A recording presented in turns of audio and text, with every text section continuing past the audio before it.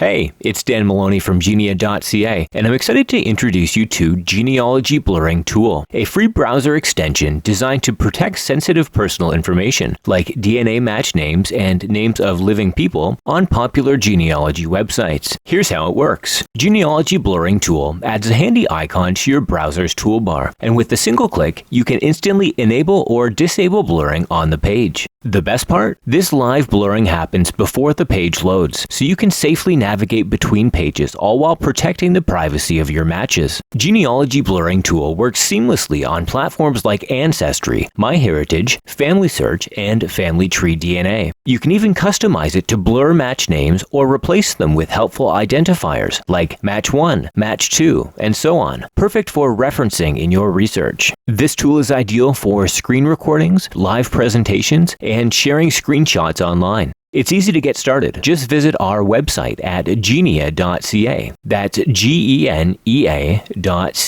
and select Blurring Tool at the top of the page. Choose your browser, and you'll be redirected to the install page. Once there, simply click the Add button, and then select Add Extension to complete the install. Genealogy Blurring Tool needs limited permissions to identify what to blur. Your data stays private. It's never collected, stored, or shared. Everything runs securely on your own computer. After you've installed the extension, make it even easier to access by pinning it to your browser's toolbar. Select the puzzle piece icon in your browser's toolbar and click the push pin icon next to Genealogy Blurring Tool. To learn more about how Genealogy Blurring Tool works, click the icon in your browser's toolbar and select View Documentation for more information. I hope this free tool helps you confidently share your research, presentations, courses, and discoveries with the world. Thank you so much for your time, and happy tree building.